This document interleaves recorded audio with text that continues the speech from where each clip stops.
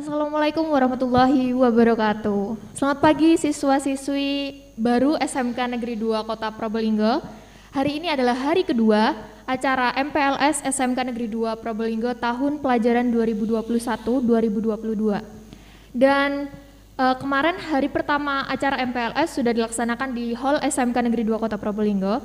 Dan untuk acara yang kedua kali ini kita akan membahas tentang kurikulum. Namun sebelum itu perkenalkan, nama saya adalah Yuli Astutik, bisa kalian panggil dengan Yuli. Dan hari ini kita akan berbincang-bincang tentang kurikulum dengan Bapak Haris An-Nasir selaku Wakakurikulum SMK Negeri 2 Kota Probolinggo.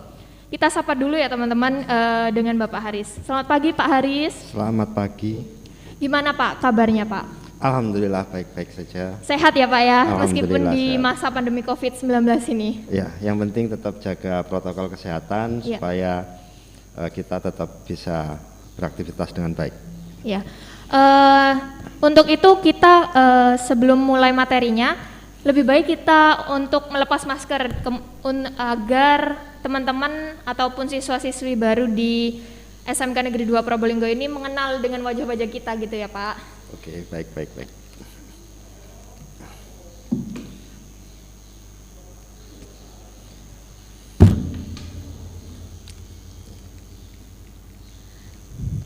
Ya, jadi kita meskipun berbicara ngobrol santai gini, kita tetap jaga jarak kurang lebih 1 meter ini ya Pak ya, sudah mematuhi protokol kesehatan ya Pak ya. Ya. Oke. Mungkin bisa dijelaskan Pak gimana sih tentang materi kurikulum yang ada di SMK Negeri 2 Kota Probolinggo ini Pak? Oke, baik, langsung ke materi ya. Saya awali. Assalamualaikum warahmatullahi wabarakatuh. Waalaikumsalam warahmatullahi wabarakatuh. Selamat pagi anak-anakku sekalian.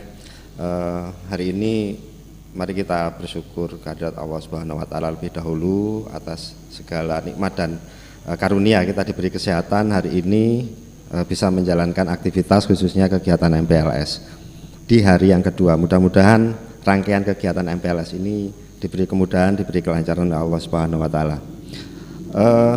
Untuk bidang kurikulum, materi yang perlu kita sampaikan adalah bahwa kurikulum itu apa. Mungkin hari ini kita tidak perlu secara formal dan secara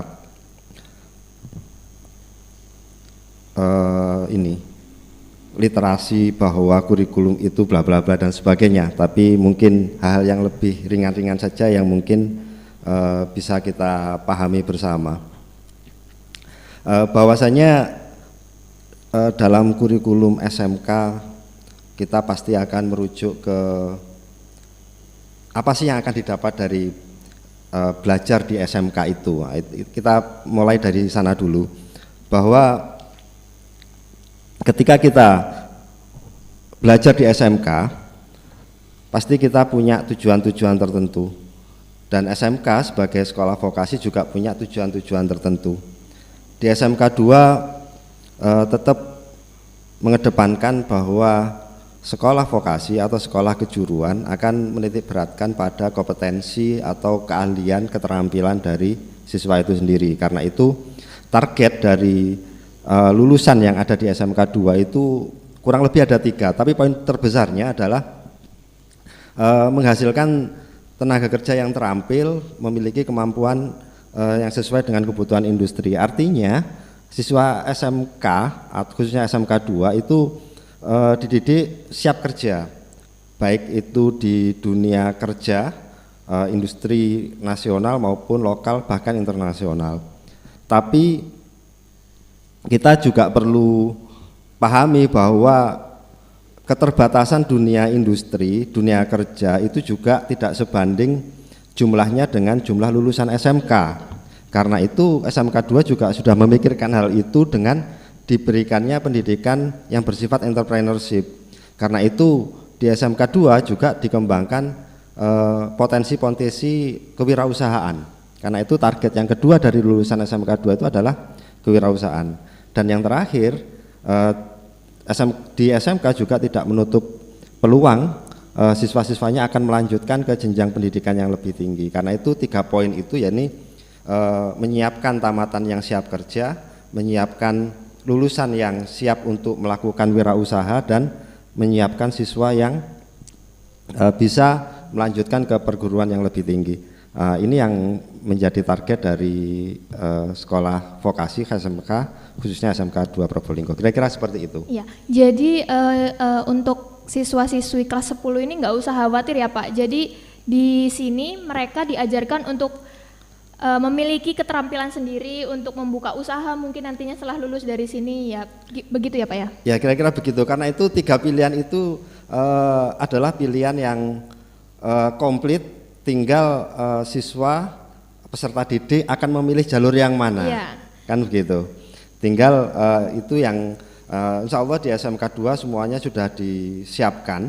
Bahkan sebagai tambahan untuk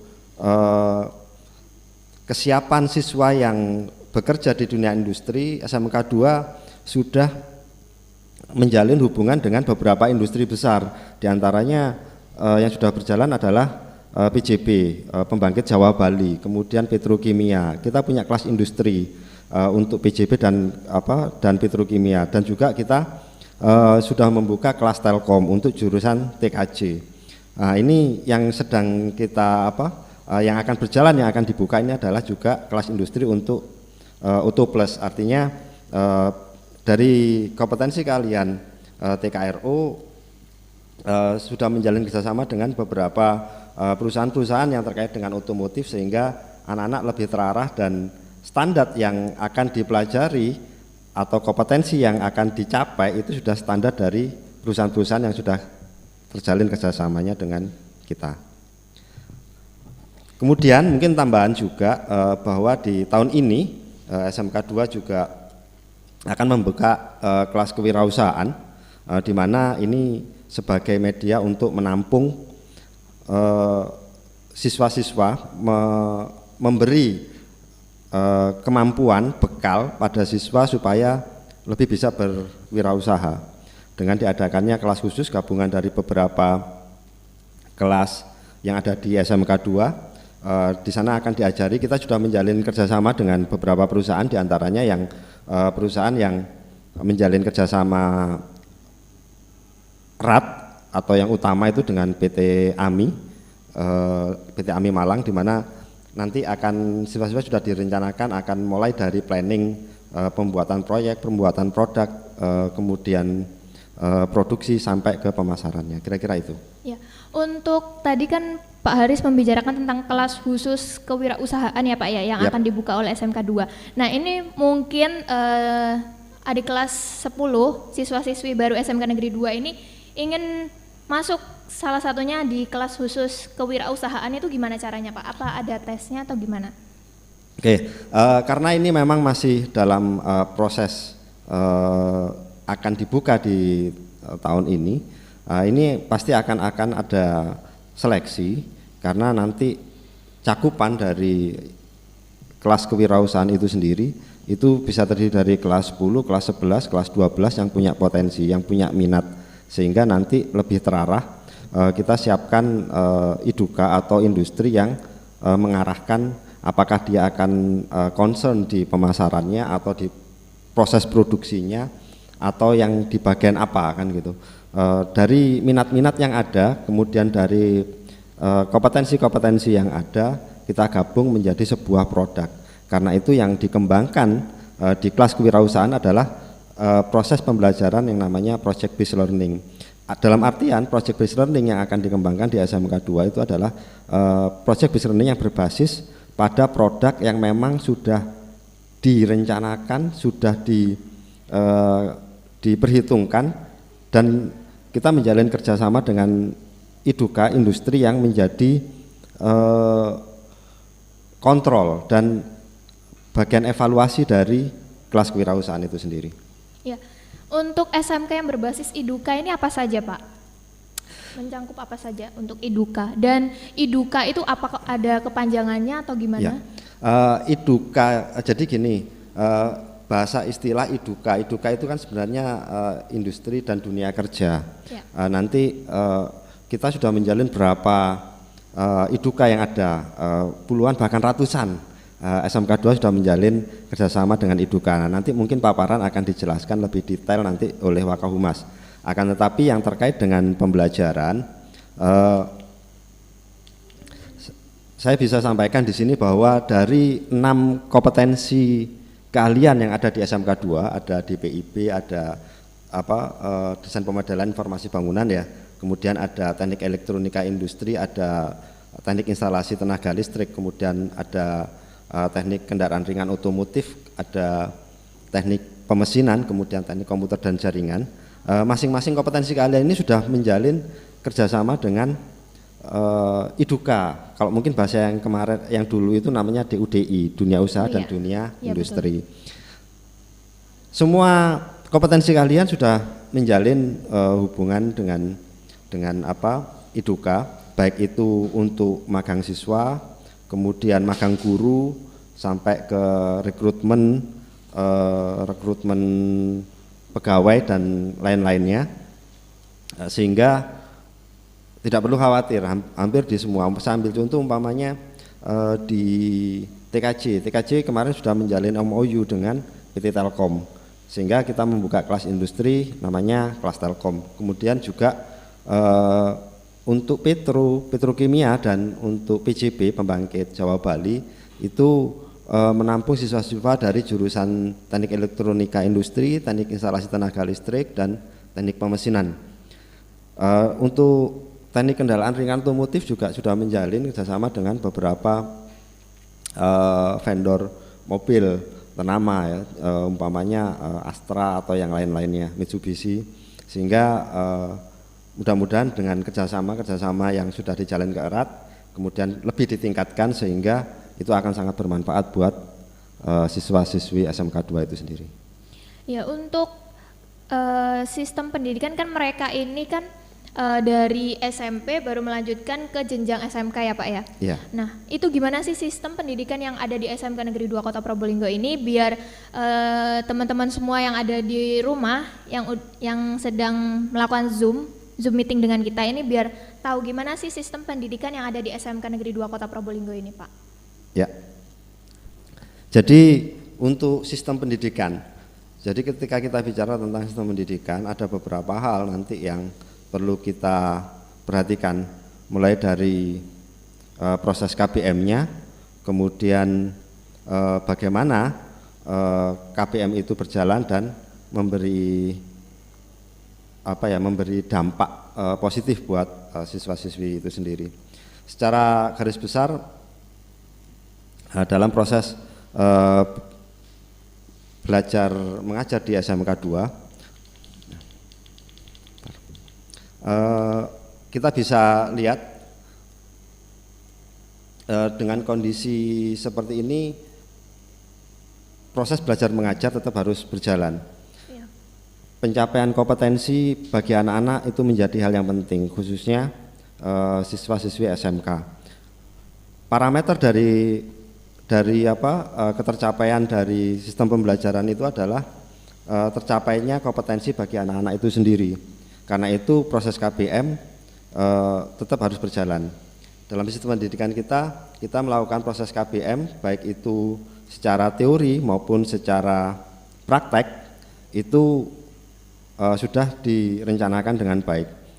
Kemudian di SMK juga mengenal sistem pendidikan sistem ganda, di mana siswa itu langsung melakukan magang kerja di industri itu sendiri. Kemudian kita harus tahu bahwa SMK itu memang sekolah yang berbasis pencapaian kompetensi yang diarahkan siswanya itu untuk bisa bekerja, baik itu di industri maupun berwirausaha. Karena itu kita coba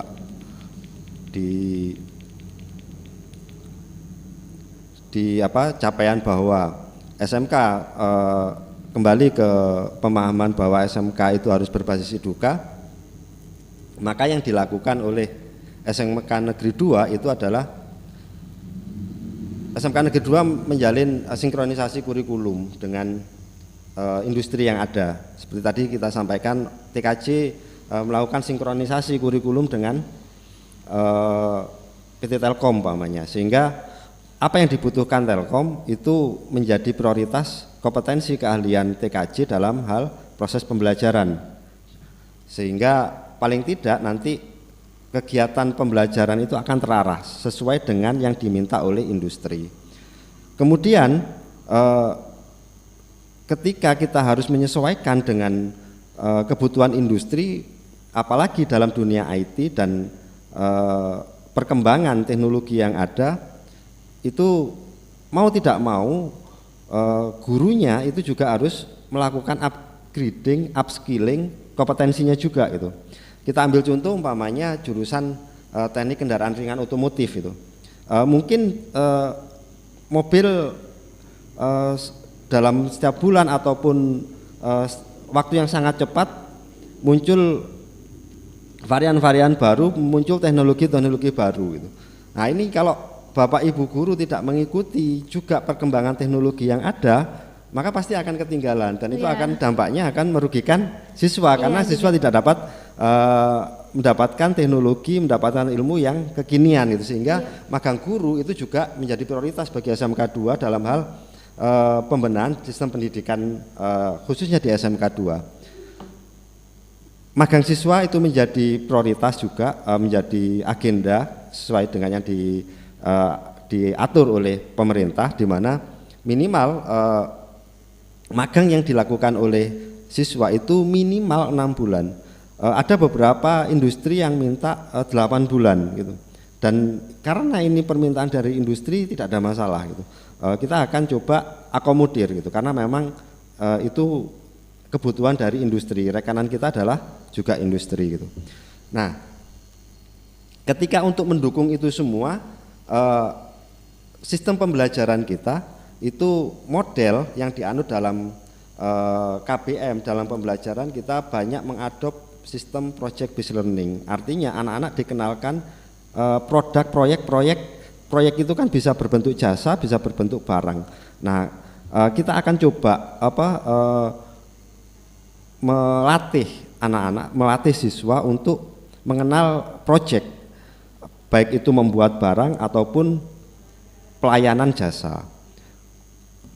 Kemudian ketika KBM ini sudah berjalan baik, maka ada uji kompetensi keahlian, ada pengukuran kompetensi anak ini sudah terukur kemampuannya atau tidak.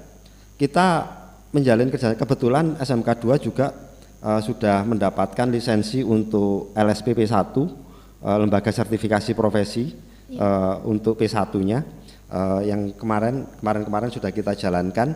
Kemudian untuk yang tahun lalu untuk jurusan DPIB menjalin kerjasama dalam proses uji sertifikasi kompetensi keahliannya, bermitra dengan PUPR, kemudian yang lain juga melaksanakan uji kompetensi bermitra dengan iduka yang lain. Kira-kira itu dalam sistem pembelajaran mulai dari awal perencanaan, pelaksanaan sehingga sampai ke pengukuran kompetensi siswa itu yang dilakukan di SMK 2. Iya, untuk kan sekarang kan dalam masa pandemi COVID-19 ya Pak ya. Ya. Nah, kan ini kan ada masa di mana mereka melakukan masa PKL atau magang. Nah, untuk tempat magangnya ataupun tempat mereka melakukan prakerin, itu ditentukan oleh sekolah atau mereka memilih sesuai keinginan mereka atau gimana itu Pak? Ya. Untuk proses PKL itu ada 2 tipe, ada yang memang ditentukan, ada yang siswa mencari sendiri. Untuk tipe yang ditentukan itu terjadi di kelas-kelas industri. Di kelas industri itu kita ambil contoh untuk kelas PJB. Kelas PJB itu ada beberapa tempat yang dijadikan tempat magang siswa, dan itu sangat tersebar, bahkan ada yang di Gresik, ada yang di Malang, ada yang di Paiton, Probolinggo, ada yang di Indramayu. Nah, itu siapa yang menempati di sana itu diplotting sesuai dengan permintaan, karena masing-masing IDUKA kebutuhannya itu juga tidak sama. Ada yang butuh banyak siswa, ada yang mungkin sedikit siswanya, sehingga untuk kelas-kelas industri sekolah yang menentukan. Termasuk juga kelas Telkom. Kelas Telkom kemarin hampir 36 siswa semuanya melakukan magang di Telkom Pasuruan umpamanya. Kemudian untuk yang kelas-kelas reguler kita memberi kebebasan untuk studi yang tidak menentukan siswa untuk magang, itu kita bebaskan siswa untuk memilih di mana dia akan magang, karena menghindari ada beberapa kasus yang terjadi ketika ditentukan itu anak tidak kerasan, anak banyak komplain dan lain-lain. Tapi sekolah tetap memfasilitasi, menjembatani bila siswa kesulitan dalam mendapatkan tempat magang, maka akan dibantu oleh sekolah untuk mendapatkan tempat magang tadi. Jadi tentunya siswa-siswi ini pasti akan menemukan tempat magang ya Pak sendiri-sendiri. Kalau misal mereka nggak tahu mau magang di mana gitu, jadi dibantu oleh sekolah SMK Negeri 2 ini. Iya, karena magang itu merupakan satu rangkaian wajib yang harus dijalani oleh siswa SMK, sehingga mau tidak mau siswa ini harus magang gitu. Ketika anak-anak ada siswa yang kesulitan mendapatkan tempat magang, maka wajib dibantu oleh sekolah. Ya. Mungkin teman-teman yang di rumah yang sedang melihat Zoom meeting ada pertanyaan yang kurang paham dari yang disampaikan oleh Pak Haris, bisa langsung ditanyakan di kolom komentar Zoom meeting, mungkin nanti akan dipilah oleh tim kami. Kemudian untuk struktur kurikulum yang ada di SMK Negeri 2 Kota Probolinggo ini seperti apa Pak? Ya, untuk struktur kurikulum sebenarnya untuk acuan dalam penetapan atau pegangan dalam proses KBM, kita pasti akan mengikuti aturan yang sudah ditetapkan oleh pemerintah. Pada struktur kurikulum yang digunakan oleh SMK Negeri 2 Probolinggo berbasis kurikulum yang selama ini sudah berlaku ya, kurikulum K13 revisi tahun 2018. Di mana di dalam struktur kurikulum itu ada poin-poin, ada kelompok-kelompok mata pelajaran yang ada, yaitu ada muatan nasional, ada muatan kewilayahan, ada peminatan kejuruan, dan yang terakhir ada muatan lokal. Ada 4. Di dalam peminatan kejuruan itu ada dibagi lagi menjadi 3, ada dasar bidang keahlian, ada dasar program keahlian, dan ada kompetensi keahlian. Ini struktur yang memang digunakan atau menjadi acuan proses KBM yang ada di SMK. Kemudian untuk mata pelajarannya sendiri tuh di SMK ini apa ada pelajaran lain atau memang sama seperti pelajaran di SMP, ada bahasa Indonesia, agama, matematika itu apa tetap sama Pak? Ya, tentunya yang membedakan antara SMA ya, karena jenjang sekolah tingkat atas itu kan yang ada itu SMA, madrasah aliyah atau SMK. Nah, yang membedakan itu kan materi pelajaran yang harus dikuasai oleh siswa. Nah, tentunya kalau dibandingkan antara SMA, SMK apalagi dengan madrasah aliyah tentunya akan berbeda. Tapi ada mapel-mapel, ada pelajaran-pelajaran yang sama yang tetap harus dikuasai oleh siswa. Makanya itu ada tadi namanya muatan nasional. Muatan nasional itu adalah muatan dari materi-materi yang itu dipelajari baik itu di SMA, baik itu di sekolah yang lain gitu loh. Karena itu sifatnya nasional. Ada pendidikan agama, ada Pancasila, ada bahasa Indonesia, ada matematika, ada sejarah, ada bahasa Inggris. Ini kan sekolah manapun pasti akan belajar itu gitu. Kemudian Ada juga tentang muatan kewilayahan, ada seni budaya, ada pendidikan jasmani rohani. Kadang-kadang di sini tergantung dari tempat wilayah dari sekolah itu berada. Terkadang seni budaya di sini yang diajarkan adalah seni mungkin untuk gambar ya, mungkin di tempat lain seni budaya yang diajarkan tari. Itu contoh saja. Jadi menyesuaikan. Gitu. Kemudian apa yang membedakan dari sekolah lain kan gitu ya, atau mungkin dari SMA? Yang membedakan adalah muatan kejuruan. Muatan kejuruan itu dibagi menjadi 3, yaitu bidang keahlian, di mana ini kompetensi yang untuk SMK hampir semuanya harus akan belajar materi ini, yaitu simulasi digital, ilmu tentang IT, kemudian ada fisika, kimia. Ini biasanya materi yang ada di sini. Kenapa kok ini materi umum tapi muncul di kejuruan? Karena biasanya kalau kita perhatikan, kita ambil contoh fisika saja. Fisika untuk jurusan teknik pemesinan dengan fisika untuk kompetensi keahlian TKJ itu muatan materinya sudah ada yang berbeda. Karena itu walaupun sama-sama mapelnya fisika, tapi isi yang dipelajari sudah menyesuaikan, sudah menyesuaikan dari kompetensi keahliannya itu sendiri. Nah, kemudian yang menjadi sangat berbeda lagi adalah di dasar program keahlian dan kompetensi keahlian. Ini adalah materi-materi yang secara spesifik dipelajari berdasarkan kompetensi keahlian yang dipilih oleh siswa. Umpamanya di sini muncul kompetensi untuk C2, C3 atau pelajaran yang ada di desain pemodelan dan informasi bangunan. Ini adalah materi-materi yang akan dipelajari ada di kelas 10, kemudian di kelas 11, kemudian juga di kelas 12. Ini adalah materi yang akan dipelajari. Kemudian di jurusan teknik instalasi tenaga listrik. Ini juga materi-materi yang sangat spesifik dipelajari di jurusan teknik instalasi tenaga listrik. Begitu juga dengan teknik pemesinan. Nah, ini mungkin anak-anak siswa-siswa yang mengambil kompetensi keahlian teknik pemesinan ini nanti yang akan kalian pelajari. Mulai dari di kelas 10 ada, di kelas 11-nya dan di kelas 12.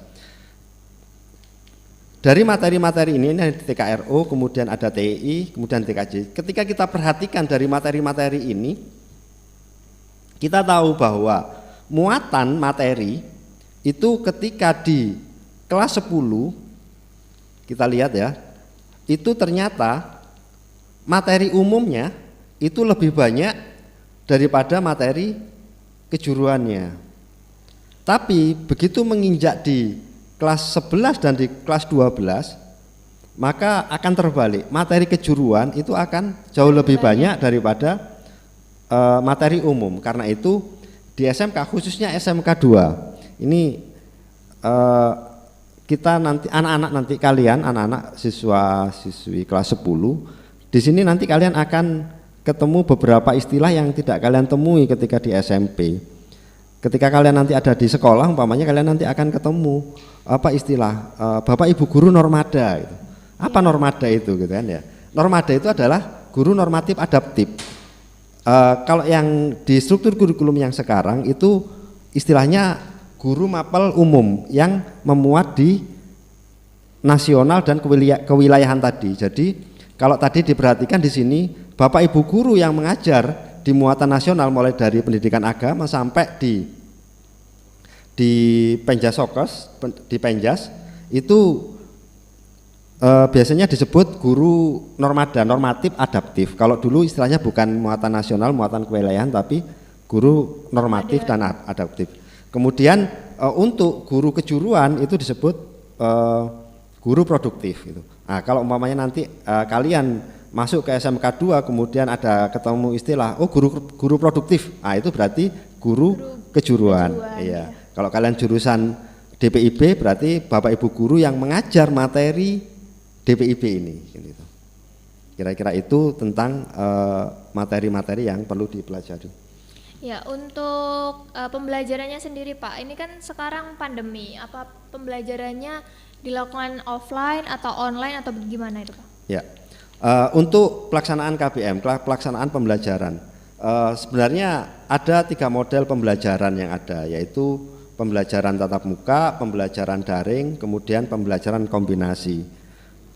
Pembelajaran kombinasi ini adalah pembelajaran gabungan antara tatap muka dan daring. Ini kita mungkin akan dengar beberapa istilah biar tidak bingung. Terkadang kita mendengar istilah pembelajaran tatap muka, tapi juga bahasa lainnya adalah pembelajaran luring. Ya. Ada juga pembelajaran daring atau juga pembelajaran online. Kemudian ini dua istilah yang seringkali lanjut. Sekarang juga ada lagi istilah pembelajaran sinkronus dan pembelajaran asinkronus.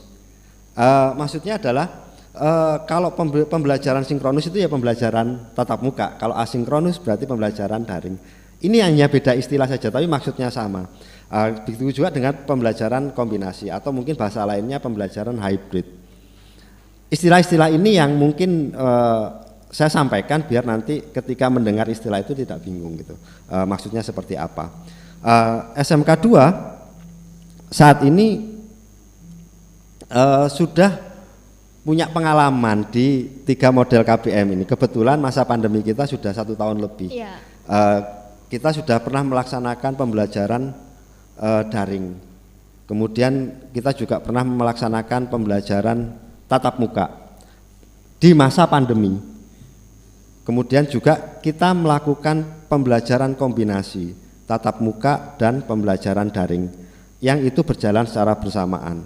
Jadi insya Allah nanti ke depan kita mengikuti aturan pemerintah, kondisi yang ada di masa pandemi ini, apapun kondisi yang ada, proses KBM, proses pendidikan itu tetap harus berjalan, dan kita di SMK 2 sudah siap melaksanakan model pembelajaran yang ada.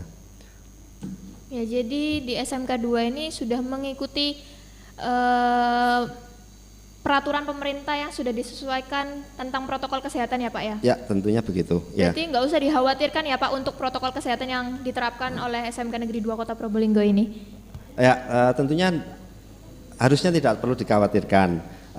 Di tahun yang lalu itu bahkan ketika pembukaan pelaksanaan tatap muka terbatas, SMK 2 itu menjadi salah satu sekolah contoh yang dihadiri langsung oleh Ibu Gubernur Khofifah dalam melaksanakan proses KBM tatap muka terbatas waktu itu. Alhamdulillah semuanya berjalan dengan lancar gitu. Ya, kita berharap memang idealnya pembelajaran ya harus dilakukan secara tatap muka. Tapi karena di SMK itu kendala utama itu adalah capaian kompetensi keterampilan siswa. Iya. Sehingga ini akan sulit dicapai ketika dilakukan secara daring. Kira-kira itu. Ya, untuk setelah membicarakan tentang pelaksanaan KBM Pak, apa saja sih aspek penilaian yang dilihat oleh SMK Negeri 2 Kota Probolinggo ini terhadap siswa-siswi SMK Negeri 2 Kota Probolinggo? Ya, oke. Kita sampai ke bagaimana mengukur kompetensi siswa. Apakah siswa ini dianggap kompeten? Apakah siswa ini kemampuannya sudah diukur melalui apa saja. Ada 3 hal yang menjadi patokan dalam penilaian di SMK, dan kita akan coba jelaskan apa detailnya yang dilakukan oleh SMK 2. Pertama adalah penilaian sikap. Ini adalah penilaian perilaku, sikap sehari-hari siswa dalam melaksanakan proses pembelajaran baik di sekolah maupun di pembelajaran secara tidak langsungnya. Sikap ini diukur, dinilai berdasarkan penilaian masing-masing guru dalam sikap keseharian siswa itu sendiri dalam mengikuti proses pembelajaran. Di SMK 2 juga mencoba untuk melakukan pengukuran lebih terhadap sikap ini. Di antaranya adalah sikap religius.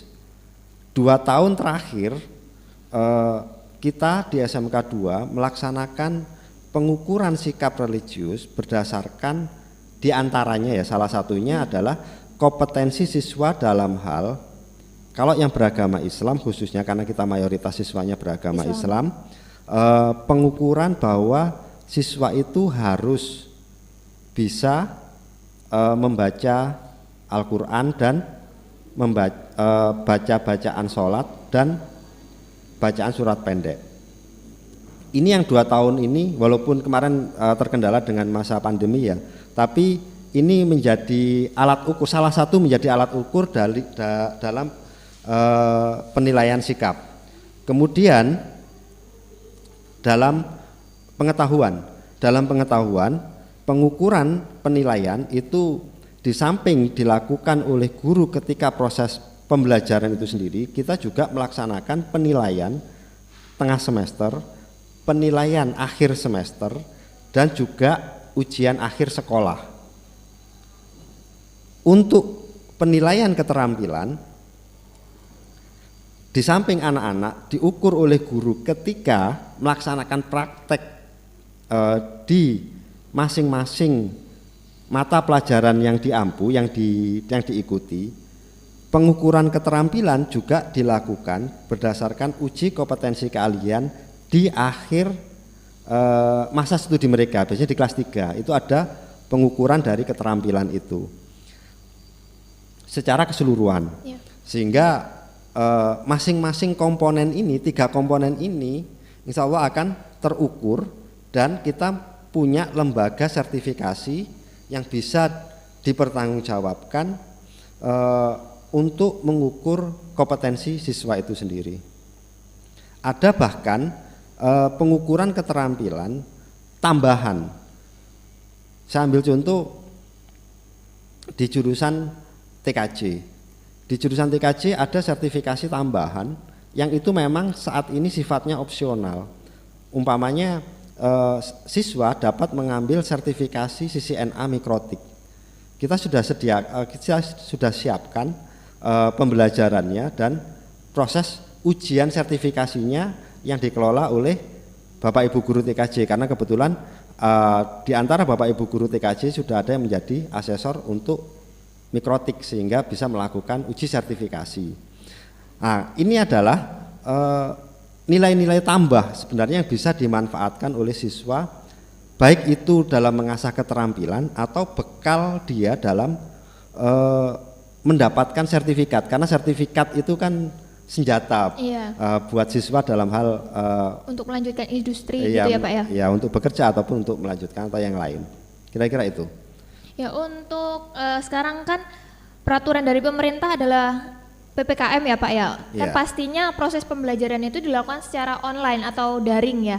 Nah, itu untuk pelaksanaan daringnya itu kapan Pak? Oke, kita masuk ke bagian ini yang proses pelaksanaan KBM yang mestinya dijalani nanti anak-anak siswa kelas 10. MPLS ini berlaku atau berjalan mulai tanggal 12 sampai tanggal 14. Apa yang terjadi setelah tanggal 14? Ketika nanti tanggal 15, anak-anak siswa kelas 10 itu sudah mulai ke proses pembelajaran. Pembelajaran apa yang digunakan? Tadi ada 3, ada tatap muka, ada daring, ada kombinasi. Nah, berdasarkan surat edaran gubernur di tanggal 2 Juli yang kemarin, bahwa dengan adanya PPKM saat ini, maka proses belajar mengajar wajib dilaksanakan secara daring. Nah, ini kami dari kurikulum mencoba untuk menjelaskan ke siswa-siswi kelas 10 SMK 2 Probolinggo. Seperti apa pembelajaran daringnya? Pembelajaran daring itu kalau di SMK 2 itu menggunakan aplikasi buatan sendiri namanya Sisvo. dan juga ada kombinasi dengan aplikasi komunikasi yang lain, baik itu Google Classroom ataupun WhatsApp. Pembagiannya seperti apa? Untuk siswa di sana sudah Bapak Ibu guru bisa mengecek anak-anak ini sudah join, sudah absen apa belum. Kemudian Bapak Ibu guru juga memberi tugas ataupun memberi materi itu ada di siswa. Termasuk siswa itu juga punya kemampuan untuk melaksanakan ujian atau tes online. Dan Bapak Ibu guru juga melaksanakan jurnal, catatan-catatan selama proses pembelajaran daring di siswa itu sendiri. Nah, kemudian Google Classroom dan WhatsApp itu digunakan untuk apa? Digunakan untuk media komunikasi. Ketika ada permasalahan, ketika ada hal yang kurang jelas, ada yang perlu ditanyakan, silakan siswa-siswi SMK 2 memanfaatkan media komunikasi, entah itu WhatsApp ataupun Google Classroom, tergantung gurunya mengarahkan menggunakan apa. Kemudian ketika proses pembelajaran daring itu bagaimana pengaturannya? Jadi di SMK 2 sudah diatur dalam satu hari ada 3 mata pelajaran yang harus diikuti oleh siswa. Ini berlaku baik itu kelas 10, kelas 11 maupun kelas 12. Masing-masing mata pelajaran itu durasinya 1 jam. Kemudian ada jeda 15 menit untuk proses perpindahan dari satu mapel ke mapel yang lain, karena mungkin Bapak Ibu gurunya juga harus switching ke kelas yang lain kan gitu. Sehingga ada jeda, tidak langsung. Ada waktu 15 menit untuk mengkondisikan itu, sehingga KBM daring itu berlaku mulai jam 7.30 sampai jam 11 siang dengan menggunakan aplikasi Siswo maupun Google Classroom ataupun WhatsApp. Saya kasih contoh. Ya. Ini adalah tampilan siswa yang ada di siswa. Mungkin di layar bisa nanti ditampilkan. Ini proses KBM. Ini adalah screenshot dari salah satu siswa di SMK 2. Ketika dia masuk ke dalam siswa, kemudian di situ ada muncul absensi daring di e-learningnya, di bagian e-learning itu nanti di sana akan muncul jadwal daring. Oh, hari Selasa hari ini itu ada 3 pelajaran yang aktif. Nah, ini nanti tinggal mengikuti saja. Ini adalah pemberitahuan. Kemudian untuk pelajaran yang lain, 6 pelajaran yang lain berarti tidak hari ini, tapi di situ muncul ada yang hari Kamis, hari Jumat. Jadi siswa itu bisa tahu dia akan belajar mapel apa, hari apa. Sudah terjadwalkan di siswa sudah, gitu ya Pak? Iya, di siswa terjadwalkan. Di samping kita juga akan share jadwal kelas secara secara soft copy langsung ya. Tapi di siswa pun per siswa bisa melihat jadwalnya masing-masing. Bila kita lihat tampilan siswa ini juga tadi yang saya sampaikan, ini adalah aplikasi yang dibuat oleh SMK 2. Aplikasi ini terintegrasi, salah satunya adalah untuk proses belajar mengajar yang namanya e-learning. Di dalam e-learning itu ada absensi daring, siswa bisa melakukan absensi. Kemudian ada mata pelajaran, ada tugas dan materi pembelajaran. Artinya materi pembelajaran yang diberikan Bapak Ibu guru itu tinggal klik di situ saja, tinggal di-download. Kalau mengumpulkan tugas juga melalui di sini. Kemudian di situ juga ada CSBT. Ketika Bapak Ibu guru melakukan ujian online, penilaian, umpamanya ulangan harian, maka dia langsung juga muncul di menu ini. Jadi menu ini menu yang sangat terintegrasi. Jadi segala sesuatu, tugas mulai dari ujian dan pengumpulan tugas-tugasnya juga sudah langsung dikumpulkan melalui siswa ini ya Pak ya? Ya betul. Itu baru e-learningnya. Di atasnya kalau dilihat itu ada data saya, ada layanan ICT, ada rekap kehadiran, ada riwayat dan lain-lain. Nah, yang nggak kalah pentingnya itu di situ adalah ada tulisan raport semester. Di raport semester itu siswa bisa melihat secara digital nilainya. Ini saya ambil contoh kebetulan kelas 12. Maka dia bisa tahu nilainya yang di kelas 10 semester 1, kelas 11 semester 2 umpamanya, dia bisa cek di sini. Ini adalah nilai digital yang bisa dicek. Kemudian saya lanjutkan lagi, siswu itu juga ada siswu untuk orang tua, di mana pantauan dari siswa itu juga bisa dilakukan oleh orang tua itu sendiri di aplikasi siswu. Apa yang bisa dicek? Ada riwayat rekap kehadiran, anaknya ini masuk apa enggak. Orang tua bisa ngelihat dengan akses orang tua. Ini adalah menu, kebetulan ini adalah menu orang tua. Oh, anaknya untuk hari Kamis, hari Jumat keterangannya sakit, atau mungkin ada izin, atau mungkin masuk dan lain-lain bisa dicek di sini. Termasuk orang tua bisa melihat nilai raport dari siswanya secara digital. Di situ ada raport semester anak saya. Itu adalah nilai-nilai yang didapat oleh siswa-siswi SMK 2. Kemudian di situ juga ada pengajuan ketidakhadiran. Artinya di sini ada menu.